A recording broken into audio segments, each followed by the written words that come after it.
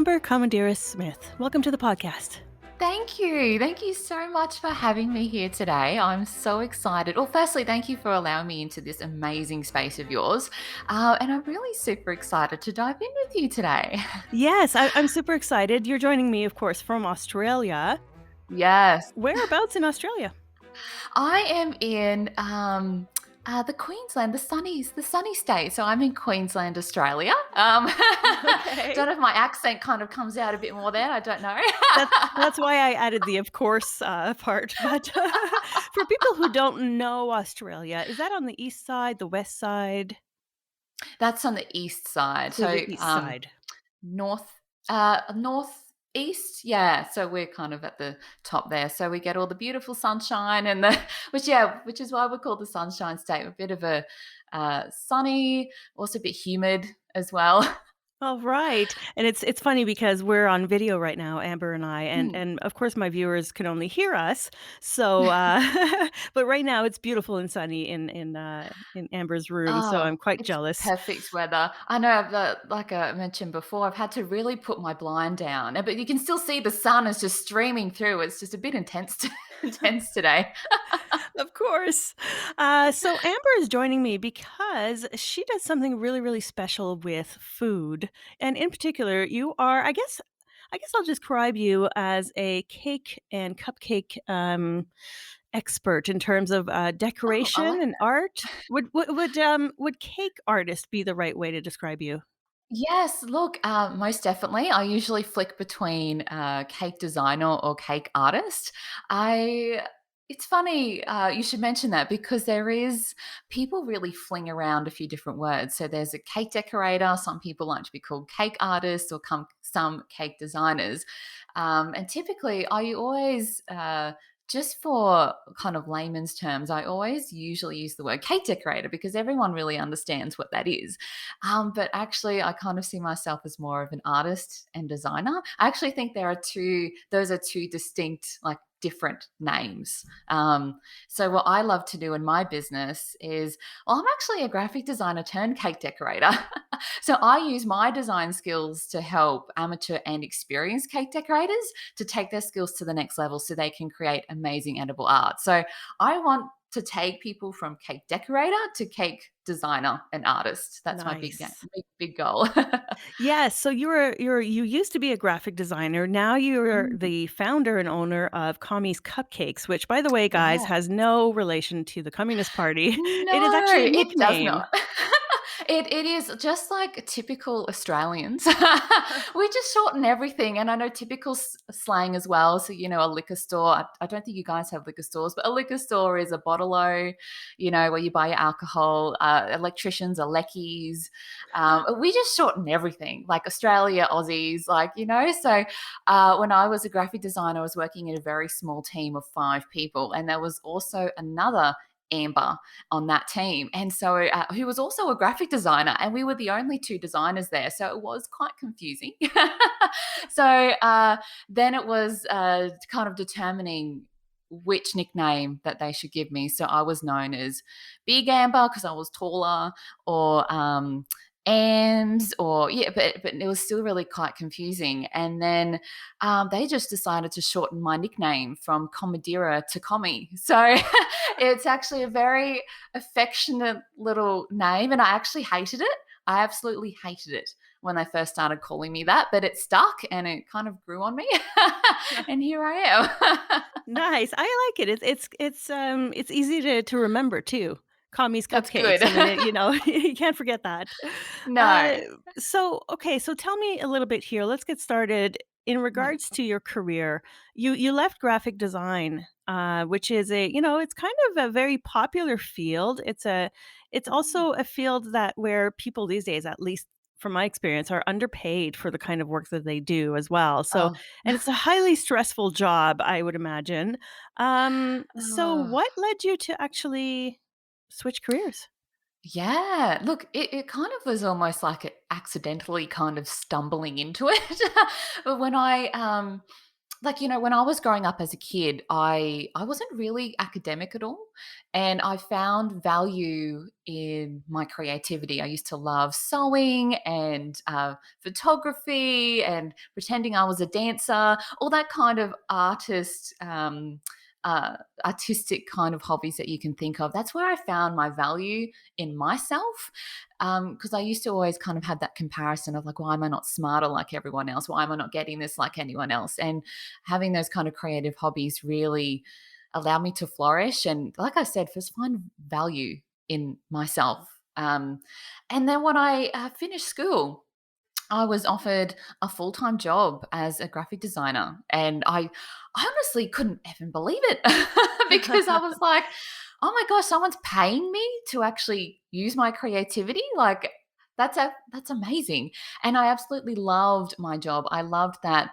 For those of you who aren't aware of what a graphic designer is, we kind of design marketing collateral for businesses. So anything from logos to billboards to car wraps, anything that's designed, that's what we do. And I loved collaborating with businesses and just seeing their brands flourish under the branding that I've created for them. It was so rewarding, and I honestly thought I would be in that job for the rest of my life. But unfortunately, there came a time a few years later where I was so unfulfilled and stagnated and just totally uninspired in what I was doing. And looking back, it really just came down to the clientele that I was working with. So I was working with small businesses, I suppose, small to medium businesses. And as I'm sure maybe you can appreciate as well, we have to wear many hats and it's bloody, it's hard to keep up with it all. And usually, especially small businesses, we don't have a lot of money to play with. So whenever, and I don't want to mark everyone in the same kind of, with, the same brush, because I know stereotypes, it doesn't all fit. But typically, a small business owner, because they had such little money, they wanted that control over the little money that they had. So they would constantly nitpick at the designs I was doing, constantly correcting me. For those who can't see, I'm doing little Yeah, little air quotation quotes. Emma. Yeah. Yeah. And they weren't allowing me to do my job. And of course, while I appreciate that graphic design is really a collaborative process with the other business, it just came to a point where I was just producing terrible design after terrible design.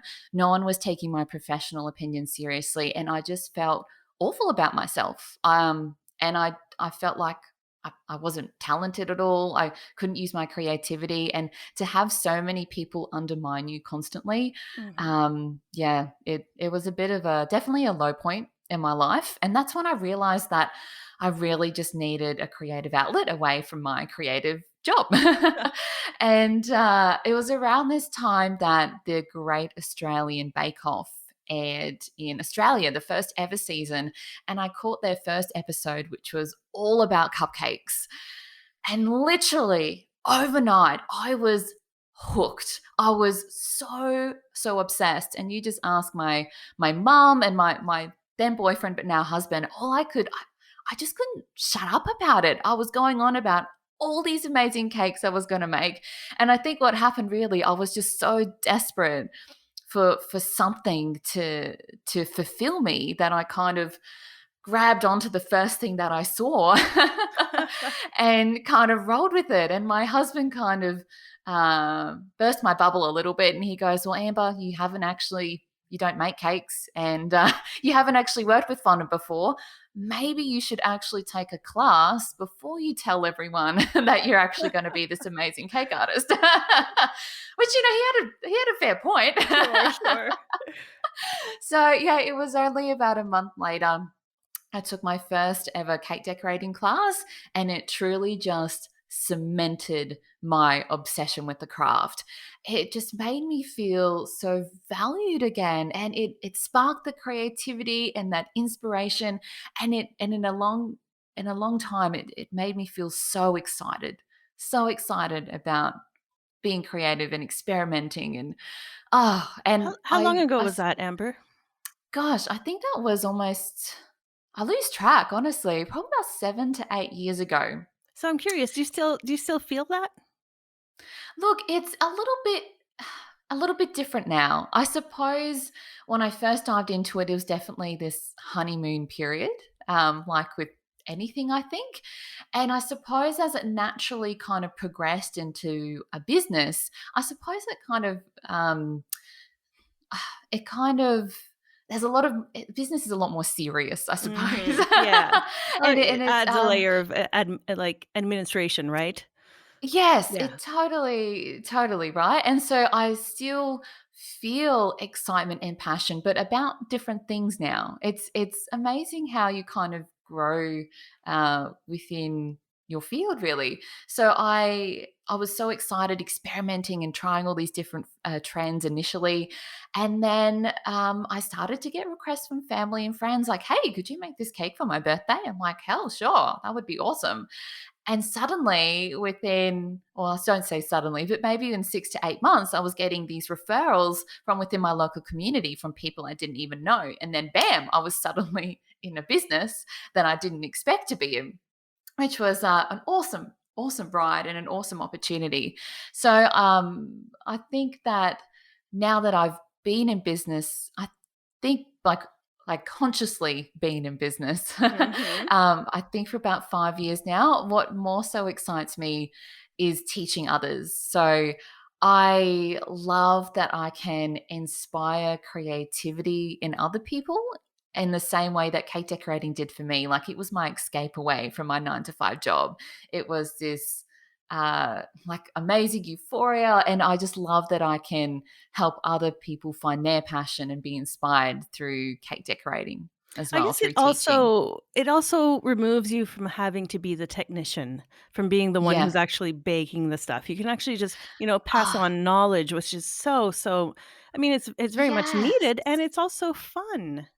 It it's so rewarding, so rewarding. Like if I can just help one person improve their cake skills or give them that small little win or contribute somehow on their journey, I am so fulfilled. Like that feedback is so amazing. So it used to be that, when people would receive my cake, like I'd take cake orders and they would eat my cakes. That would be the Yes. reward for me. Like it's like that satisfaction, like, oh my God, I did a great job and they're eating it and they're so happy. And now it's transitioned to like watching and seeing people have those incredible aha moments when I teach them, oh, actually, you do this with your fondant, or this is how you make that flower, or it's really, really amazing. I have to ask you, does your husband weigh like 300 pounds now because you've Yeah. been feeding him so much cake? It's so funny, right? So many people ask me that too. Initially I was baking so much, I wanted to find the perfect recipe as well. I was baking so much that that was awesome. Like, oh my god, all this cake is amazing. But very quickly, people get tired of all the extra leftover cake, and they're like, "Cake, really? No." Try a pie so this we're, time. I know. Can you find another hobby now? Can you start like so we're actually pretty good. Like we're actually got pretty good self control now. But Uh-huh.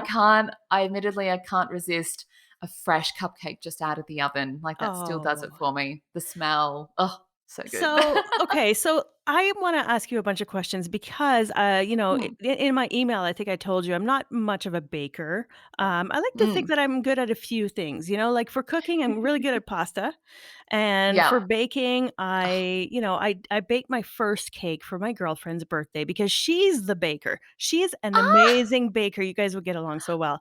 I But love that. she's not a decorator, though. She's not doesn't care much for decoration, but that's okay. Her Yes. cakes are excellent. I baked my first cake, and it was a spice cake, which is delicious.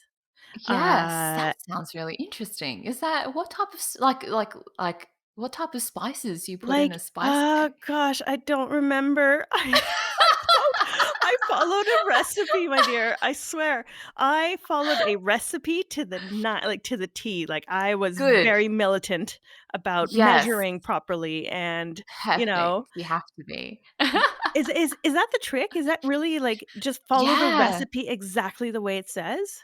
100% because baking is really like a science. Like, it's not like you can just, it's not like a stir fry. You can just chuck a few things together, and usually it turns out all right. Add a little bit more soy sauce here and there, whatever it is. But baking, oh my goodness, the amount of cake fails that I've had. And I actually didn't like baking at all when I first started decorating. It was this hate relationship with it. But it truly is about really being very meticulous with your measurements. If you beat the eggs too much, you're going to have a more dense, dry cake. It's so like it's those little things that you don't even realize. So a lot of people tend to overmix their cakes as well. You actually don't need to, but some recipes say you have to mix a cake for like 5 minutes at the end to really incorporate the ingredients. But no, that's going to make the Wow. cake again dense and dry. You actually mix until it's just incorporated and then you pop it in the oven. And so sometimes it's just having that little bit of experience too that helps. Like, but if you're a person going into it, you don't know any of those little tips and tricks. So, but definitely follow the recipe if it's a good recipe to the T. Like, yeah, too much flour, too much eggs. Yeah, it can all just throw it off. Well, I have to say, I mean, this was a very good recipe, and I wish I could remember the name of the site. This is a very common. I keep calling it like different names, like Sassy something, Sassy Kitchen, maybe, or Sassy. Classic Oh kitchen. gosh, I'll I have to remember. Google I that. no, I have no idea. I'll post a link I somewhere won't hold you to afterwards. it. Yeah.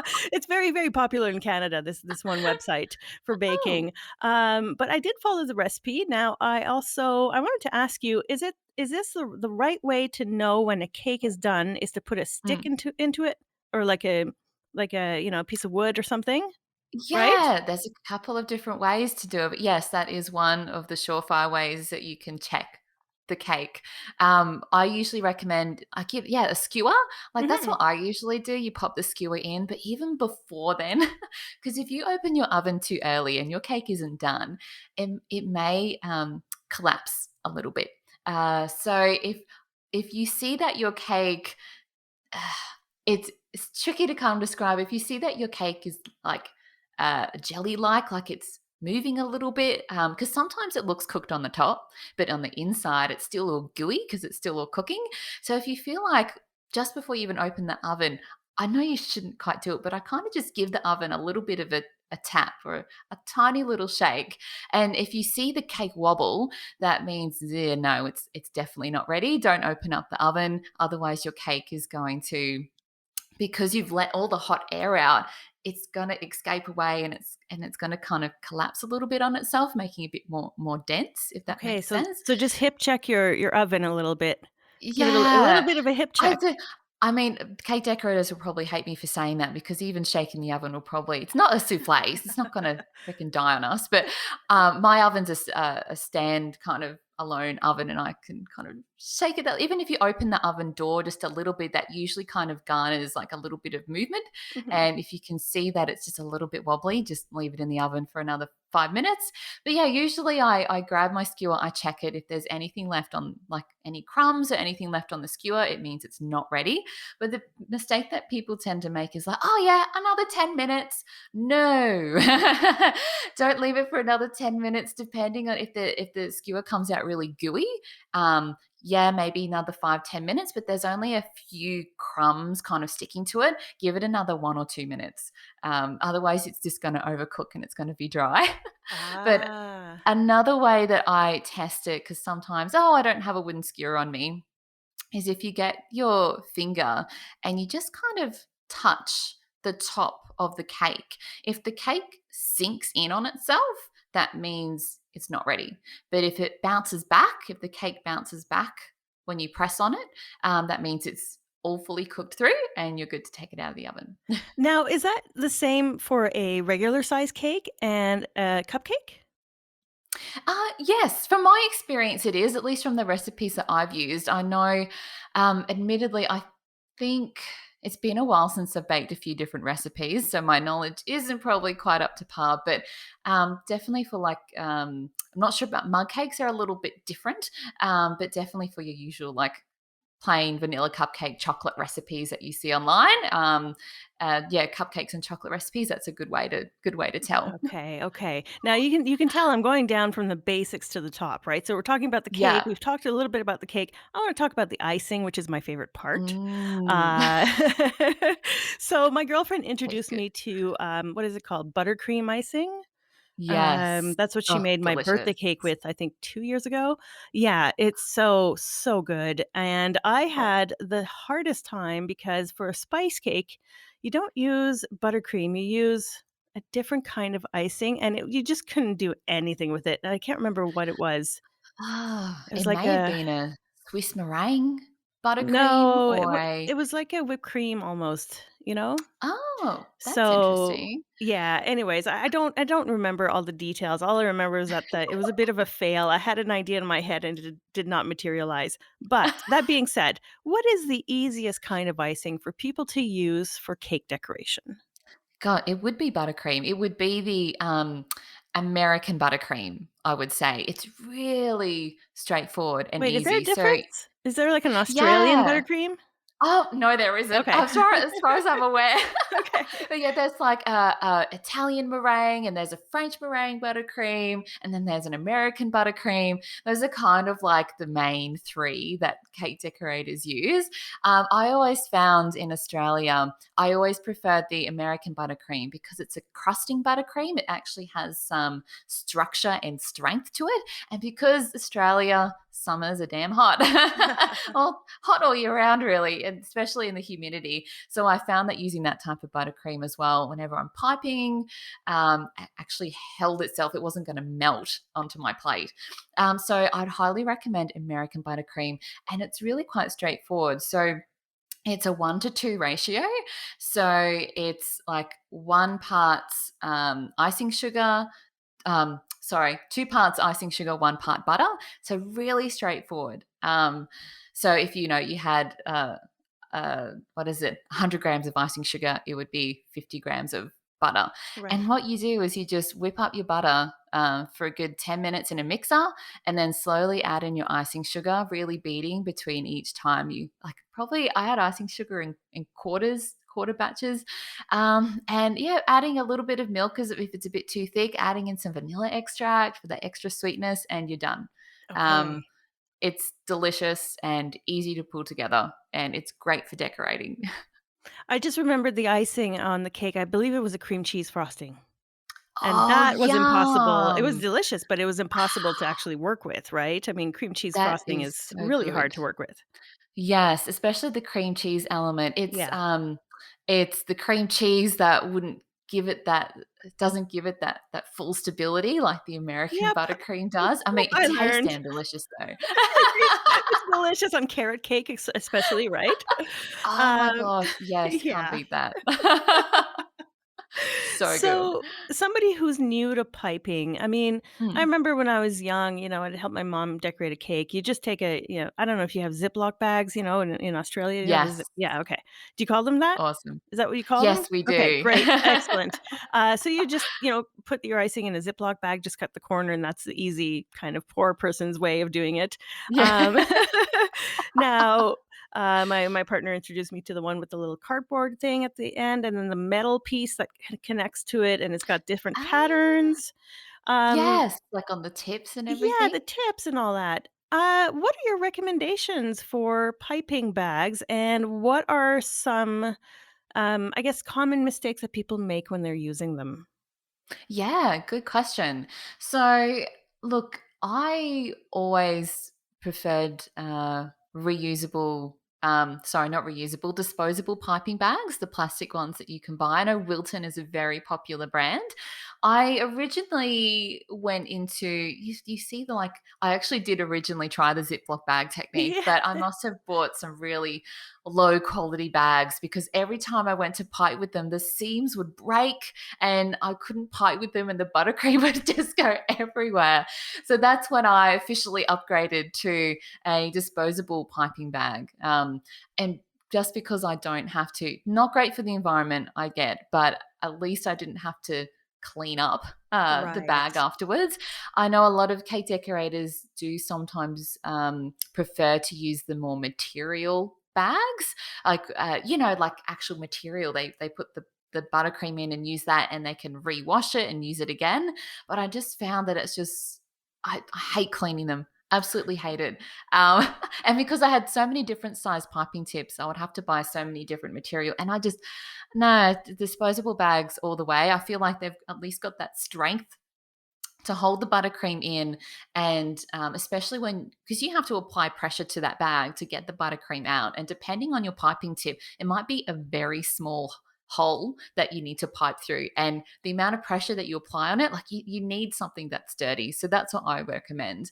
I think the thing that I see common mistakes. That's a good question.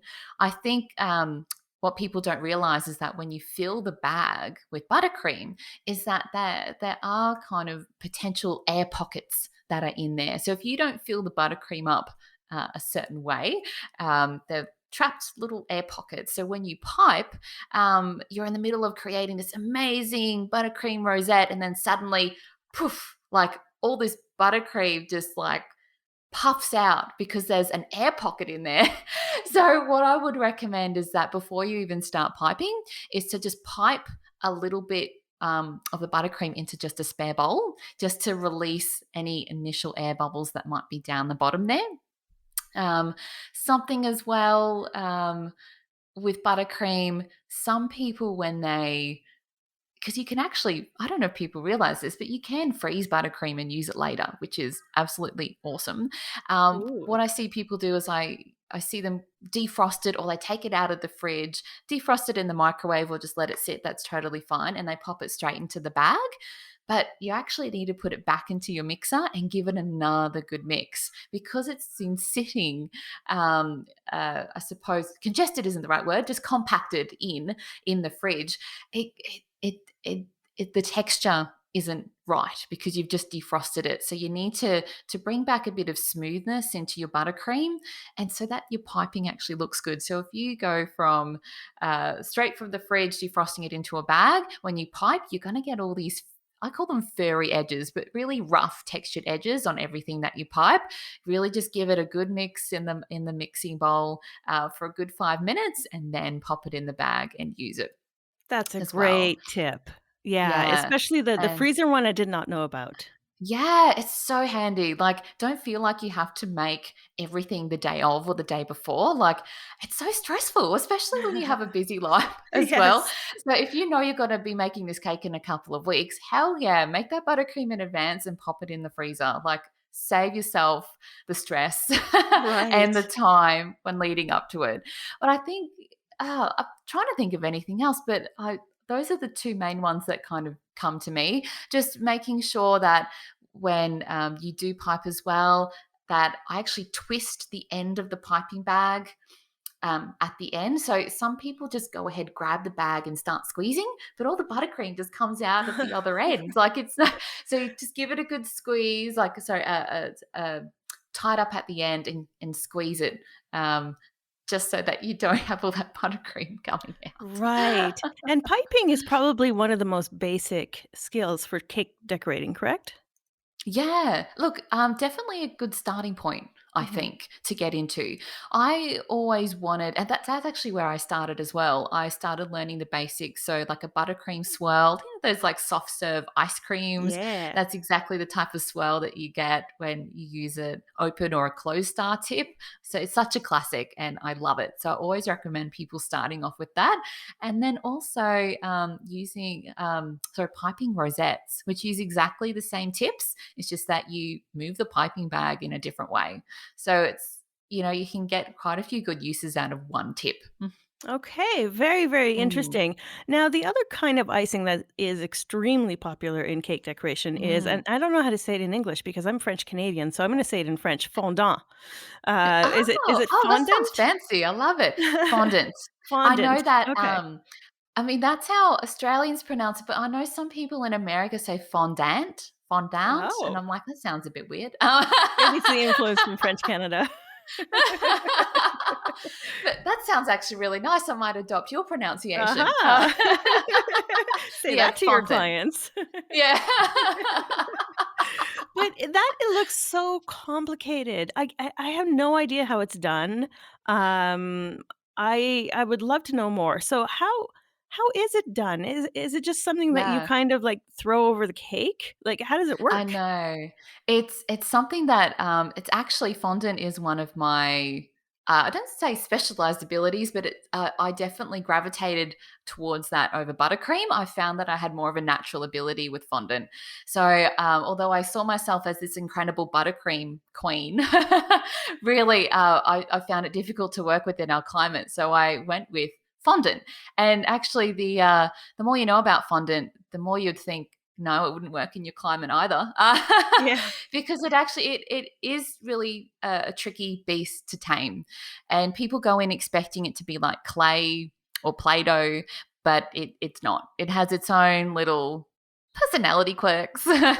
So fondant really, where do you start? Hates any type of humidity or wetness. So when you have a humid climate or environment, or it's really hot outside, it's going to be really sticky and really hard to work with. It won't hold its shape with, making bunny rabbits or whatever you're modeling from it. It won't hold its shape. It actually thrives in a cool and dry climate.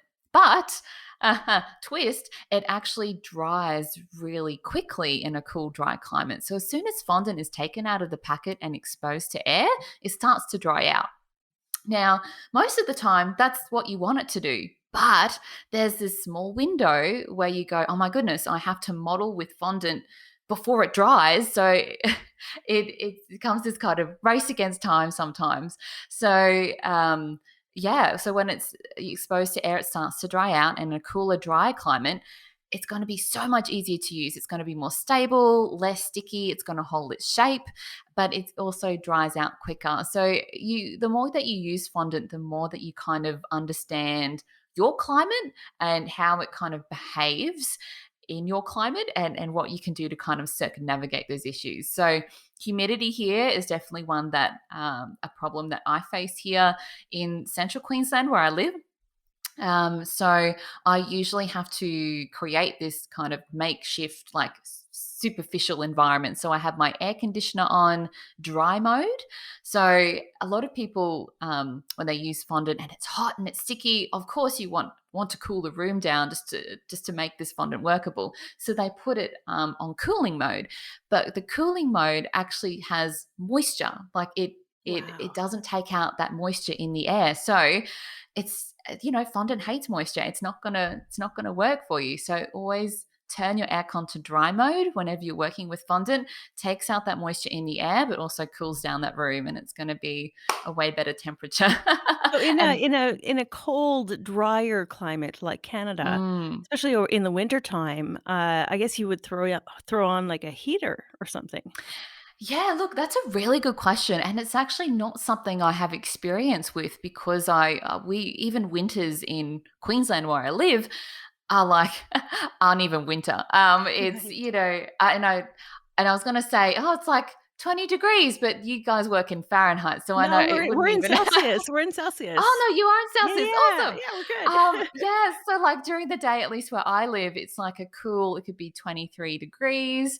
And then in the evenings it would get quite cool, maybe 18 degrees, but that's our winter. That's barely anything Oh, compared yeah, that's to nothing. the. No, no. No. So I've never had that much experience. I know that some people, just from where I've read on blogs or other people's experiences, um, it's so hard to warm up your hands. So sometimes people will place their hands in front of a heater before using fondant. Some people will throw the fondant in the microwave for about 10 seconds just to heat the fondant through to make it more workable. But yeah, I couldn't imagine how tough it would be when it's so cold, the fondant would be so hard to work with. I Yeah. yeah, I mean, I've done some sculpting in my lifetime, and sculpting it with Oh, clay in a cold, room is obviously yeah, going to be a lot harder. So I guess the yeah. gist of this is with fondant, make sure that you are using the right environment and that Mm, you know your environment and that you can mitigate, whatever it is that you need to change for your environment. totally. Now, you said something really interesting when you were talking. You were talking about sculpting fondant, and Mm, it just finally clicked. In your portfolio, you have these amazing little cupcakes with pancakes and a yeah. banana split, and all these little sculptures. Are those actually made with fondant? Yes, No they most way. definitely are. Yeah. It's, crazy, right? Whoa. The reason why I love cupcakes so much is that it's such a small surface area, and it really challenges you to really think outside the box, but also to create something, like, amazing in such a small area. How? So How? So what I want to I'm know, I have two questions on this. Okay, first of all, yeah. what tools do you use to work in such a Mm, small format? And also, the second mm. question I have is, how did you get the colors so right? Yeah, that's a big thing because miniature food, creating realistic miniature food and fondant is something that I really love doing. And there's a few different things that kind of add to that realism. So one is natural colorings. It's really taking a look at your source, I suppose. So an actual like banana, like the insides of a banana. It's not bright yellow. It's that softer kind of pale, barely even yellow sometimes. It's verging on the end of that very pale. Like you really have to be mindful of your color choices and be very intentional to relating it back to your source photo or what you're copying. So I usually start with coloring. I usually start with a very neutral color palette. So I usually work in with whites, with pale yellows because that not only is that good for bananas, it's good for dough as well. Just like when you're replicating food Yeah. and fondant, like for dough or pizza or whatever it is, and then also some more of those natural brown tones as well. So that's it's really just being mindful of that and not going too over the top, and introducing elements like the pancakes you mentioned. There's like a piece of butter that's sitting on the top that looks very melted, and what I've used there is a clear um, gel, edible like gel, to kind of and mixed in with a little bit of yellow to make that look like Wow. the butter melting off the yeah. So it's just little extra. Bits of knowledge. It really is all comes down to experimenting and your experience with fondant and discovering in your journey these amazing different tools and edible products that you can use. So yeah, a majority um, of my creations. What was I going to say? Do you It's use like amazing. are there special like food paintbrushes? They no, there. No. Oh look, no, there isn't. I usually just Huh. buy just tiny little brushes I get from like the craft store. I Okay. utilize that. Sometimes I'm after like I really sometimes when you overuse a paintbrush and you don't look after it right and it gets all frayed and frizzled. I love those brushes because that's really great for applying. Because what I use as well as little not only little icings and fondant to create my little miniature pieces, it's also color dusts. So, color dusts also help me to layer color onto my fondant and to create those realistic textures and colors as well, like something like a croissant. Like there's so many different layers of browns because it's cooking in the oven, it's getting crispy on the top, but it's a little lighter doughy at the bottom. It's so starting with a pale yellow fondant base, I can build up my colors using dusts and with those particular scrappy little brushes to build that up. So that's the colors are one aspect of how to make realistic food. And then the second aspect of it is like you mentioned, the tools. So actually using textures really replicating those. So I actually use a really basic tool set. I don't actually use anything fancy. I use scrunched tin foil. I use paper towel. There's a couple of standard like cake tools that you can use, just really easy modeling tools that I use to just do impressions. Sometimes I use my fingers. Like it's actually not fancy. It's really just really basic and simple techniques that you can use just to create something amazing. Have you taken to, sculpting with clay?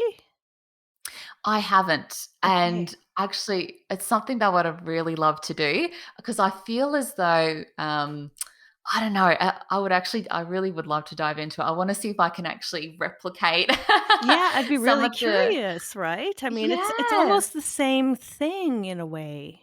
Yes, and I feel as though, I mean, having not really worked with clay, so you can totally shoot me down if this is the case. I feel like it would just be a little bit easier Yeah. because fondant is so, like I can't drag a tool through fondant, um, and have it shape accordingly, or cut, use a knife to cut fondant. It's not going to be a smooth cut. So I have to be really careful with how I manipulate fondant, because yeah, it just doesn't behave the Yeah, same. But I feel like with clay, I don't know. I feel like it's a little bit different. It might be a bit easier to shape and make things smaller. Yeah, I don't totally, know. and it'll also depend what kind of clay you use, right? Because there's Ah, oil-based clay yes. that you use to create Ah, molds, yeah. and I use oil-based clay just for fun, just to do things that I'm gonna tear down after, that I don't wanna Yeah. keep, and then you have, the air drying clay, and then you have the Sculpey that you can just bake, Yes. so I've heard of you them. have That's so so many true. options. I'm really, Ah, really curious, and I ask this question a lot of people who work with little tiny tools. Like, I asked mm. my dental surgeon one time, I was like, "Do you ever work with clay?" You know? Because I love that. I That's so think true though. it's transferable, right? It's Um, so, so true, and it really look, it those tiny little creations are so damn finicky, yeah. and sometimes I don't even have fat fingers, but I just wish that I had small little fingers. It might help a little bit more. But Exactly. it really is, like, perfecting, like, some people, it's funny, like, I actually go when I create something, I either go really big or I go really small. There's never Right. like this in between. But I know a lot of people struggle to replicate some of my miniature designs because they're just not used to the intricacies that come with it. How what's been the perception like when you tell people what you do for a Mm. living? Do they think you're a Mm. little wacky? I think the perception is it's like, "Oh, that sounds fun." Mhm. Or like, "Oh, you must eat cake all day. That's so amazing." "Oh, your parents must get so many cakes. They're so lucky." But it's really not the case at all. I feel as though with maybe with creative businesses more so that then we're not really taken as seriously as someone who, for instance, may be a freelance accountant or yeah, my perception is not that anyone has told me that per se, but just from the responses from people, I don't think they really take me that serious And that sometimes seriously. that's fine too, right? I mean, you're just doing It's your own true. thing. Um, how Totally. how hard has it been or how easy has it been to actually find Mm, clients for your amazing courses that you offer, which you also offer thanks. remotely, which means anybody Yes, in Canada could potentially book you. certainly can. So how I love how's that. that been? How's that been in terms of finding clients? It's yeah, a mixture of both. It's definitely in this last year, I've had a really great response locally for in person classes. I don't know whether it's just because people are so desperate from COVID. Just, well, when I say that, like Queensland, where I live, we had one lockdown, which went for 4 weeks. And since then, we have pretty much been living a normal life. And I very am so grateful, so incredibly Wow, thankful I'm and envious. lucky. Yeah. Yeah. So, and that's just where I live in Queensland. I know some of the other states have a bit of a different story, but still during that time, even though we could go out, do the normal things. A lot of events just were cancelled. Just as a precaution. So I think by the time I started to reintroduce in-person classes back into my community, everyone was so excited to trial something new and actually get inspired and do something different, which I absolutely love. I think when I first started business, though, I really struggled with getting clients for my cake orders because I one of the big challenges that came I mean, there's just a roller coaster ride, really, business ownership. Mhm. But one of the main challenges for me was actually putting myself out there and marketing myself so I could attract clients to my cakes and later on my classes. I was actually really anxious about posting anything online. I would second guess myself. I was afraid that people were going to judge me, that they wouldn't like my cakes, wouldn't like my opinions. And so when I decided to consciously make the decision to be a business, I found that transition quite hard. Like I was getting my usual clientele, your regulars coming in, but no one knew into the fold. So when I would post on social media, because I was so anxious and scared about it, I would really kind of hold myself back. But I thought at the time I was just trying to be professional, but likable enough that people wouldn't have the chance to judge me on that. But the turning point for me was when I realized it was actually a problem, was when I realized I just wasn't getting enough money through that door at all. And I had to put on my adult pants and Mhm. look at the numbers and really admit to myself that I really was at this point a glorified hobby, which I hated to admit, but it was necessary because I was then able to make the changes that I needed in my business to attract my clientele. So it was really hard, honestly, because when you've been hiding yourself for so long, it's not natural to then suddenly just go all in. But I decided that I needed to really educate myself on social media, and Instagram in particular really caught my eye. So that's when I enrolled in an Instagram masterclass, and it was so helpful. And not only were there some amazing tips and knowledge on there that I learned how to interact with people on social media, kind of gave me a good clue on how to interact with people in person as well, because even in person, I was trying to be professional and be this kind of professional persona, this kind of shell of a person of myself. So yeah, that really kind of started the transition for me, and I eventually ended up liking and following quite a few people on social media, business owners who embraced their creativity, like their own self, and received amazing engagement, and those sales that they wanted, and it was amazing. And I thought, well, if they can do it, then surely I can do it. And so that was like a turning point for me when I started to embrace myself more online and give more of myself over to my clientele and my audience and people I network with. And I had such an incredible response to it. And that's not to say I didn't struggle, because so many times I went to post something and I wanted to change what I was saying, or I was too scared. And props to me, I told myself, no, you have to post it. You have to stay true to this new direction, because what you were previously doing wasn't working. So why do that again? So it was through a lot of persistence, through posting, that I finally became more comfortable with sharing myself, and people kind of gravitated towards me in this way. So before I started to really embrace myself fully online, I probably had, I think it was around 1,200 followers on Instagram. And then after a year and granted, the algorithm was a bit different back then. Mhm. Yes. um, but after a year, I had just over 10,000 followers, Wow. just through embracing myself, my opinions, and owning who I was. And through that, and I was able to connect with so many people who wanted to order from me, who wanted me to have. I think I scored a tutorial in an instant, like I submitted a tutorial for an international cake magazine by a simple like DM message, because I was. It's just amazing how those opportunities have come about. So I've been up for awards. I've been featured in international magazines. I've had so much growth.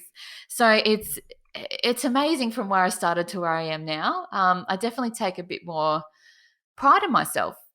And I always ask myself, what's the worst that could happen? What's the worst that could happen? Delete a comment that someone wrote on my feed? Like, that's easy. So it's just about changing the perspective on it. So yeah, it wasn't That's, always uh easy. that's quite the step forward because I know from Yes. experience being in artistic circles that one of the hardest things for an artist is to sell themselves. Oh yeah. And to promote 100%. themselves and to do so in a way that's authentic, that's real, that doesn't diminish their Yes. person and their creative, personalities Ah, because as artists, we mhm. already don't fit into society. Yes. There's that struggle of like you said, like the kind of influence to be some professional being that you're not, Yes. you know, 100%. and not feel like an outcast. So bravo on doing that. Oh, thank you. It's definitely I'm so glad that I did it, honestly. And I think I've come to realize that a lot of people actually admire how different that we are, like, Mhm. as artists, and that's really the humanizing of, I mean, we are our business, right? And people gravitate towards people who are different. And yeah, I feel as though we have this thing in our head of ourselves where people actually admire us more than we think we do. Not like fawning over us or anything, but are actually like inspired how different we are. I know that I went to a networking event late last year, and typically I would wear my professional chef's jacket. But I decided last minute, hell, I actually want to make a jacket. So I grabbed a denim jacket from the thrift store, and I hot glue gunned all these artificial flowers on it.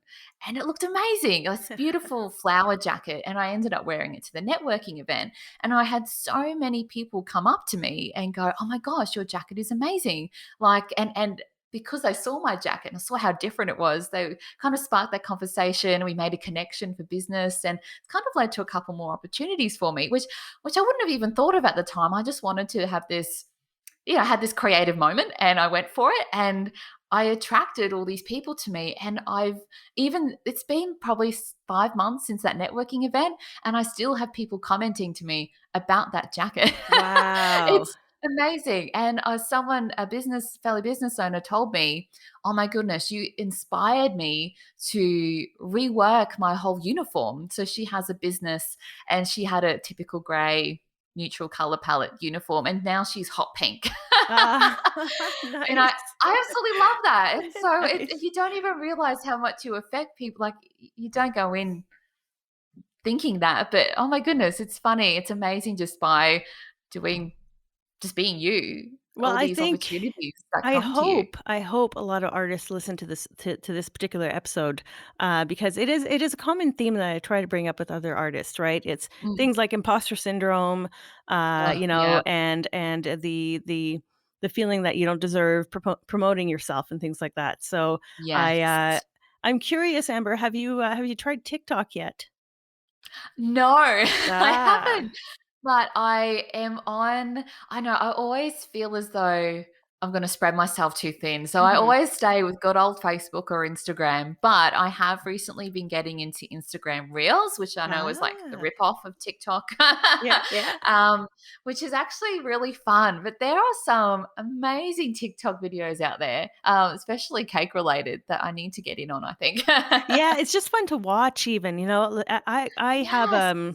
it's funny because I have so many different projects. One of the projects you're probably not aware of is that I do microscopic, like I do like science communication, and I have a Yeah. TikTok account, but it's all like, microscopic creatures. But I spend a lot Oh of my time goodness. consuming content on TikTok, and I have Yeah. seen some amazing cake things. So I just had to know if you were on there because I was gonna, like, follow you right away. But, definitely we will follow you on Instagram. What is your Instagram account name?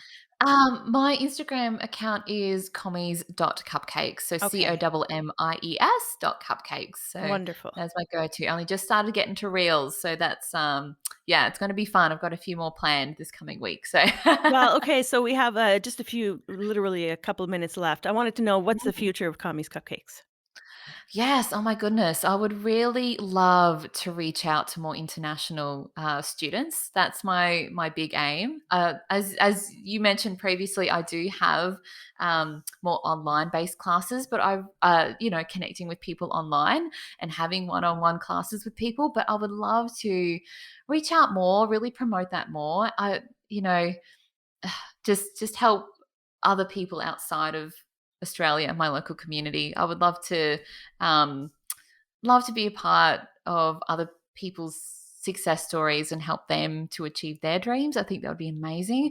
I would also love to be a part of some more business related events, women in business events as well, really connecting with women and really sharing my journey, hoping that they might be able to learn something from me. I was to say Yes. little old me, but I get so inspired by other people's businesses, and I like seriously so excited and inspired. I love being a part of those networking groups and discovering businesses I had no idea about. So I'd love to be more involved in that area. But in cake world, definitely just reaching more internationally. I would love to attend and teach at larger cake events, really getting that opportunity to connect with so many cake decorators. I think that would be amazing. Yeah, you could probably do, like, corporate events or something, even if the corporate Oh, event is in Canada or in the US. I would love You that, could do it all honestly. remote, It's you amazing. know? I actually love, it's so true. So much potential nowadays, isn't there, with Yeah. technology? But I know next month I'm teaching 2 classes. It's a mixture of